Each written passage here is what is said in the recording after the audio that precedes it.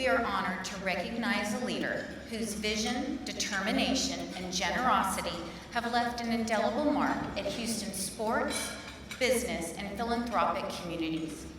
Since acquiring the Houston Astros in 2011, Jim Crane has guided the team through one of the most remarkable turnarounds in Major League Baseball history, earning 4 World Series appearances, 2 championships, and a record-setting run of 7 consecutive ALCS appearances.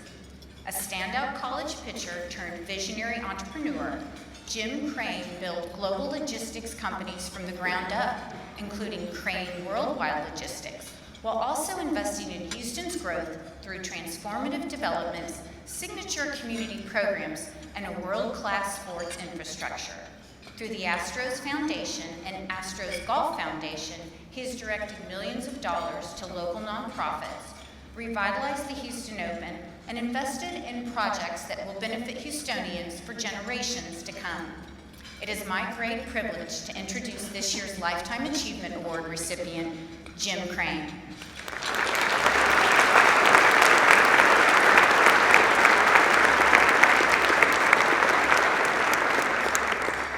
So let's take a look at his incredible journey.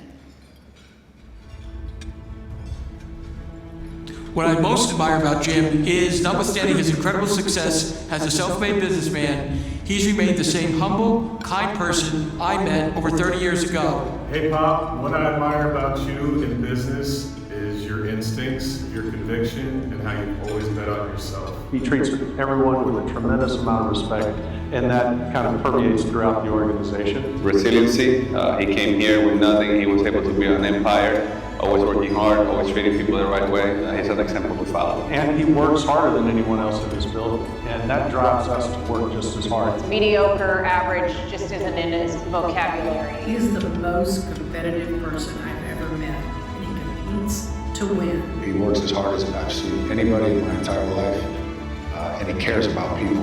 And it creates an environment where people really strive to do something different. And he does that with optimism and an immense amount of kindness. It's Jim's ability to connect with people.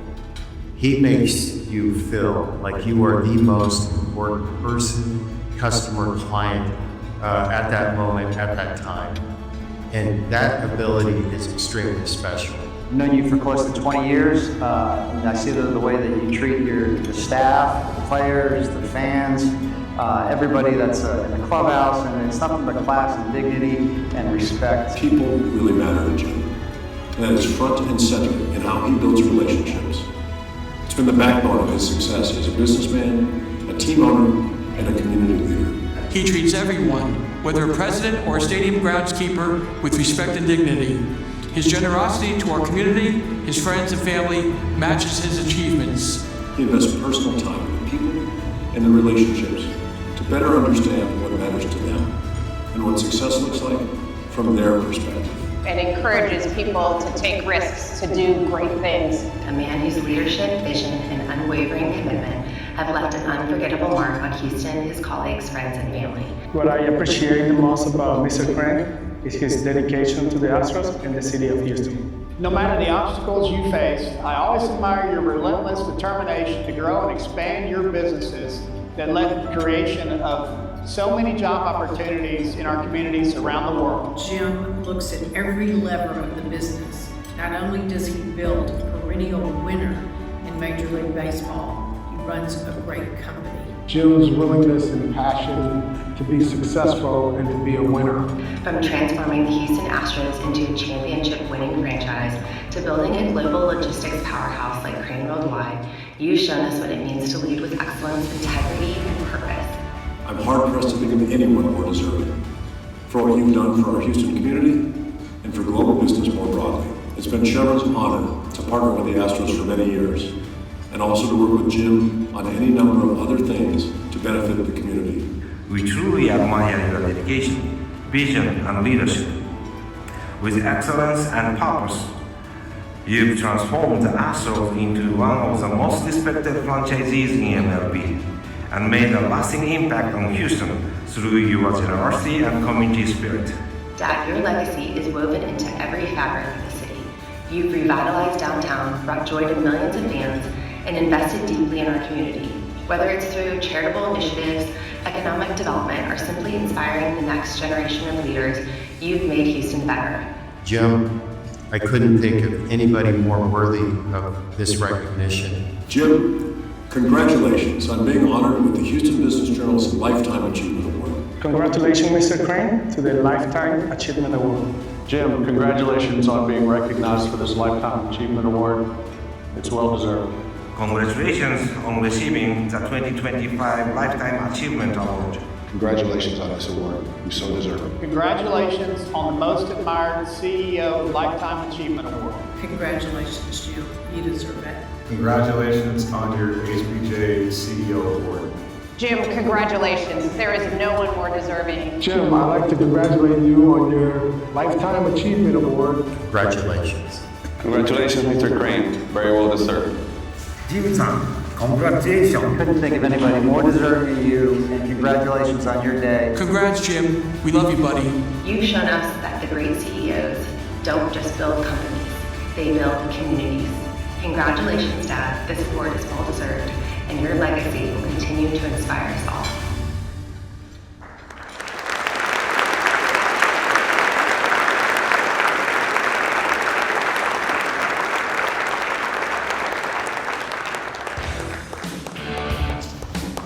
Ladies and gentlemen, please welcome our 2025 Lifetime Achievement Award recipient, owner and chairman of the Houston Astros, visionary entrepreneur and community leader, Jim Crane. Joining him for today's fireside chat is a native Houstonian and one of the most recognizable voices in Texas sports. As primary host for Houston Rockets basketball and Houston Astros baseball on Space City Home Network, he's been a fixture on the sports scene for decades. He's also a longtime radio voice of the University of Houston football and a member of the Houston Baseball Media Wall of Honor. Kevin Eschenfelder.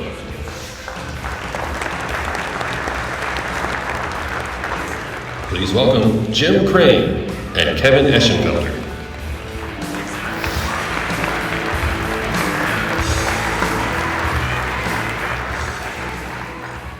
Thank you very much. Man, I didn't know you had this many friends.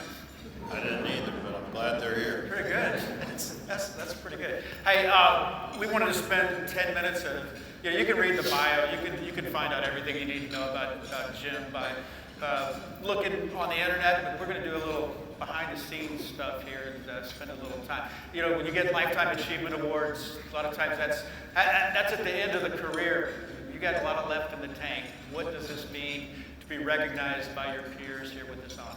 Well, it's great. I mean, thank you very much. A lot of great people, a lot of great CEOs in the room, a lot of great leaders here. So it's quite an honor to be up here tonight. I want to just thank my family for putting up with me for all this time. Pretty tough on everybody. Crystal, Garrett, Adrian, and Jared. James is here. I'll tell you a great succession plan because I saw it for just a second. Winning my wife there is a lot of help. So we're in a meeting with Amazon, and they had some of their companies were being sold off, and things had changed with their vendors on the airline business. And Jared was in the room with me, and I saw this on the note here. The last one is succession. So, and they said, well, you know, are you going to sell your company? I said, no, we won't sell. And they said, well, how do we know? And I said, I just told you. And I said, and there's my son, who's about 30 years younger than me. He's sitting down there, and I pulled out my phone, and I said, this is James, and he's 30 years younger than him, so we're good for 60 years. So got any more questions? Anyway, I thought I'd throw that in there for you, James. And he's getting the day off from school today, too. Half a day, okay. It's a win. It's a win-win. It's a broad portfolio from you for Crane Worldwide, Floridian, Air 21, a couple of restaurants, winery, but everybody here knows you, for the most part, about owning the Houston Astros. You tell me about why you wanted to get into the baseball business and why the Houston Astros. Well, you know, I never ever really dreamed I'd have the money to take a run at it. Started in 2007. I had the first freight forwarding company we had was public. It was much bigger than we are now, but this one's catching up with it quick. And I tried to take it private because we didn't need any more capital, and got a big bidding war with Apollo, and they overpaid, in my opinion, for the company. I bid it as high as I could. I bid them up from $32 to $47.50, and probably missed a bullet because I'd have had too much debt. But so that really triggered a big check that I never thought I'd be cashed out like that, and I didn't have a job, so quickly got a little private office, started chasing the baseball, and 1 year later we started the company over. So it was just, I had the cash, then I didn't realize how hard it was trying to get it done with Drayton at 208. Things changed, that got passed. I chased the Cubs, the Rangers, and the Padres, because they're very difficult to buy, and the Astros came back around the next time I didn't miss. So it was just, the ability to have, and there's a bunch of partners in the room, so people to come in with me, and we were able to pull it off. So, didn't quite know what I was getting into when I got into it, but we hunkered down and got it turned around. What was the biggest thing that surprised you, say 6 months into it? Was there a moment of what did I get myself into? Or, man, this is something that I could really turn around? Yeah, when we started out, they were losing 106 games, so we knew we had to turn it. So we did some. There's no way to go but up. But we didn't get it going up for a while. And then the TV deal went bankrupt, and the investors were getting a little itchy. A couple of them jumped out the window.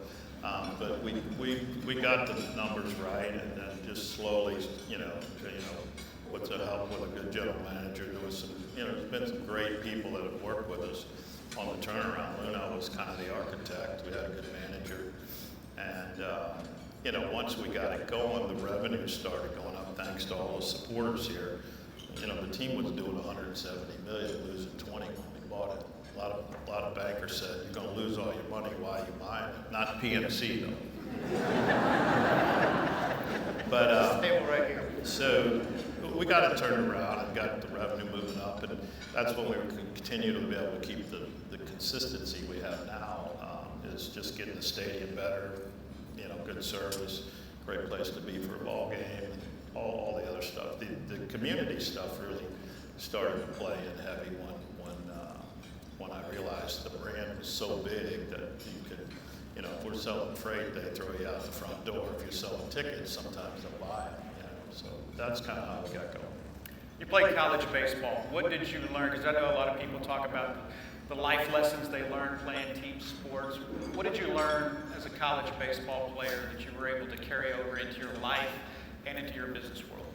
Well, I went to school on a small scholarship. It got bigger as I got better, but it was fun. I mean, it's something you like to do. We go straight from baseball practice to the golf course with my catcher, and we could beat everybody on the golf team, but we couldn't play at both. So, but it's really competitiveness. You're going to get beat once in a while. You got to recover from that and keep coming back. And when we're hiring people, it's a bonus when I look at a resume and I see someone played a college sport, whether it's volleyball, swimming. You know three things right away. They don't like to lose. They'll work hard and they'll show up and they'll be a team player. 4 or 5 things. So those resumes are important in business. Those qualities, and so that's when I started the business. I hired a lot of ex-athletes because we weren't running an AI company. We're running a freight business. So sometimes you had to get on a forklift. Yep. With all the irons in the fire, all the different businesses, how do you manage your time? How do you manage your ability to go out and deal with different issues? Because you got a lot of things going on all at once. How do you manage all that? Well, you kind of know your schedule a little bit in advance, but I'll often change. My wife gets frustrated. I said, "I'm going here," and she goes, "Well, you weren't going there yesterday." I said, "There's a problem there. I got to go." So but I stay focused on the 2 big companies, the Astros and Crane Worldwide, helping Jared. Jared's the CEO now, and so I just try to lend the experience there. The group that does all the work is sitting right here. I have a great team. Jeff is my #1 advisor now. Mike been my CFO forever. Giles joined us at the lawyer. You gotta have a lawyer. I don't like lawyers, but I gotta have one once in a while. He's a likable one, I'll say that. But he can do a few other things. He's really built the golf up. I gotta give him some credit, and got the Memorial Park fixed, and Anita's great on the PR side and generating revenue. All those bobbleheads you can blame Anita on. And and I have a new assistant, Michelle, here. She's really good, so she keeps me on track, and I try to determine what's the most important, and then and try to schedule accordingly. And it's not that complicated. What's the importance of staying on top of business trends, and what trends do you follow the most? The trends in business? Yeah. Well, I'll look at, I still get a newspaper at the office. Not a lot of old guys do that still, but they're looking it up online. But I try to keep track. When Trump was doing the tariffs, that had a big impact on the company, so you try to figure that out and help it in any way you can. But, just that and the markets and that sort of thing. I spend a little bit of time in the morning just watching what's coming up on the news early, and if it's going to affect us in any way, and then you pay attention and you talk to your customers. The freight business is a real trend on what's happening in the economy. So there's a lot of freight moving. The economy is pretty good. If there's nothing moving, it's pretty bad. Fayez Serafin used to call me to lunch once in a while. He said, "Well, how's the economy doing, Jim?" Because he wanted to know what our shipping count was, and I said, "It's up." I love the story you told at the beginning. You came here, you pulled in a U-Haul. The man pulled his own. Why do they call it U-Haul? Because you're driving it. My wife has told me that many times. Yeah. I've told that story to people don't believe, but I didn't pull all the stuff down there in the U-Haul. Because you haul it. How did you get into the shipping business? What was the start of that? A buddy of mine I played baseball with in high school had moved to Houston. We both went to different colleges, but we stayed in touch. And he had moved to Houston, and he got a job selling, freight forwarding. It was called, mostly air freight at the time, in a company that had 10 or 12 offices, kind of a startup. And he needed another sales guy, and so he called me and said, "Hey, would you be interested?" I said, "How much are you making?" He was making like $10,000 a year more than I was, and I thought I was faster than he was on his best day. No offense to him. So I was looking for a change. I was in the insurance business. I lost control. I tell people I was lost and out of control when I had that job. But evaluating risk. Then I was an underwriter. I got stuck at the desk and I hated it. So I just took a chance and moved down here. I figured if I had a backup plan, if it didn't work, I could go back and do what I was doing. But worked there a year. He left, got promoted.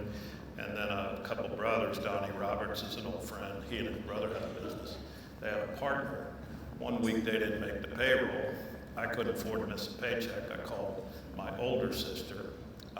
She claimed she's my younger sister, and she lent me $10,000. That's how I started. Never ran out of money. When I first got some accounts, I'd go to the customers. I said, "I need some cash flow. Can you pay me right now?" And they paid like immediately. It was kind of a miracle. So I never hit the line. The other big break, and you always need breaks in business, and you never know if you're going to get any or not, but Continental Airlines filed bankruptcy. And so I was moving most of the cargo on the airline, their airline. They didn't bill me for 6 months, so I had free cash flow. Pretty good. No banking. And your sister told you what about that $10,000? The $10,000 I'm still paying off. I thought I had to pay it off. She said she'd never get it. She never expected to get it back, right? Most important thing that made you successful in business, and does that still carry over here today? Say it one more time. The most successful? The most important attribute that you have, trait that you have that made you successful in business, and does that still hold true? Yeah, I think, all the basic stuff, when you really get a business going, you gotta have good people, and, I have really good people. You have to pay attention to the detail. If you're leading the deal and it's small, you better be there before the rest of the people, because they're not going to come in unless you're in sometimes. But it's just little stuff, treat people with respect.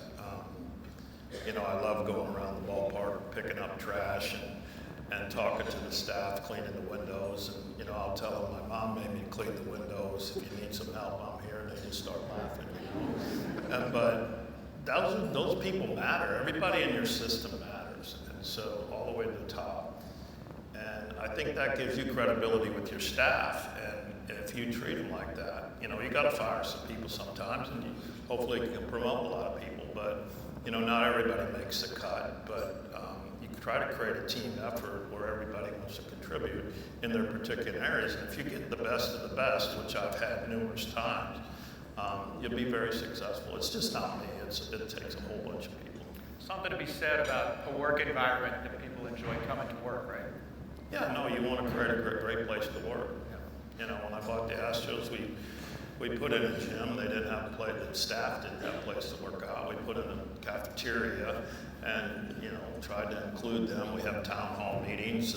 We include them in everything and let them know what's going on and that sort of thing. But all that stuff matters. Little stuff matters, and then. You know, tell somebody they're doing a good job once in a while. We don't do that enough as leaders. You know, you get wound up in, you know, day to day, and you don't say, hey man, you did a great job on that. Shift gears to golf, which you'll never have a problem doing. Texas Children Houston Open.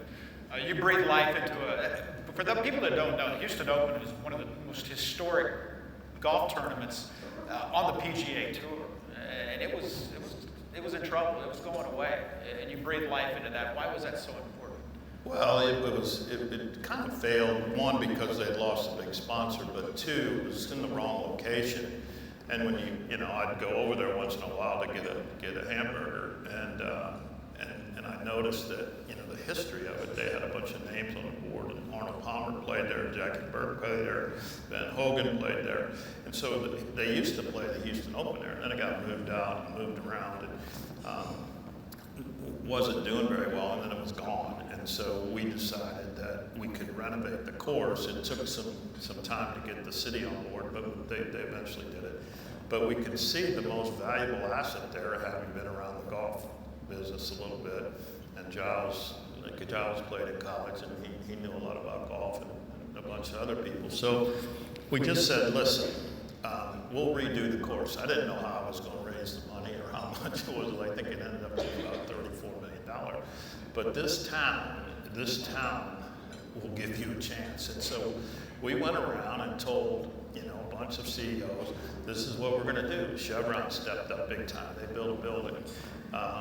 You know, all those names you see out there, you know, Cheniere, Halliburton, Oxy, all these big companies pitched in, and we were able to raise enough money to renovate it. And once we got it built, then it's kind of self-sustaining, and it's a great asset.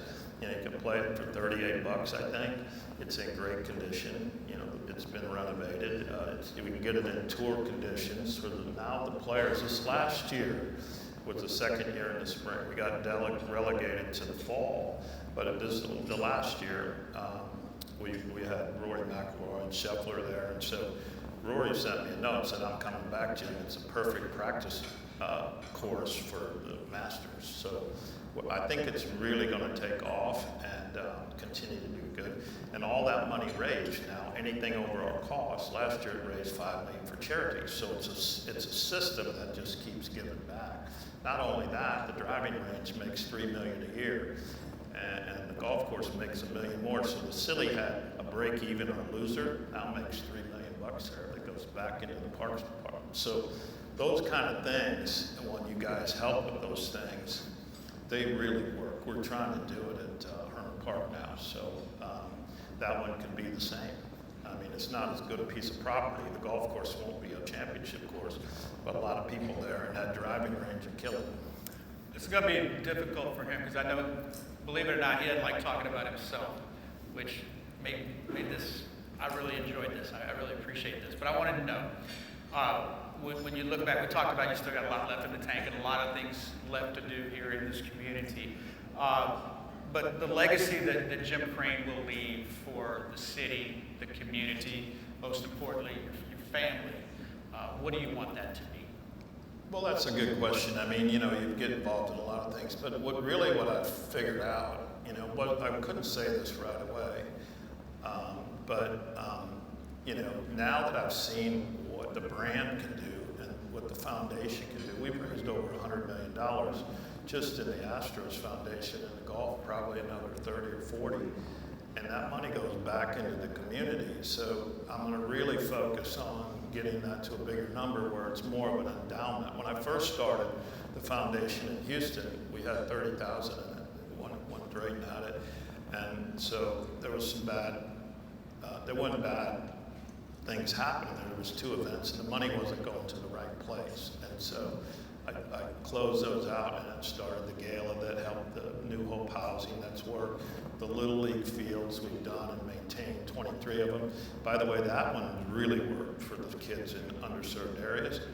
We now have Bryce Matthews, who came through that system and now is in the big leagues. So that's a really cool story in its own right. So the foundation is the key for me. I'm going to put a lot of energy in that and get things bigger and better and give more back. I mean, that's really it. The businesses, the team's done great, and that's great. And, it makes me very happy that it's created a lot of excitement for the town.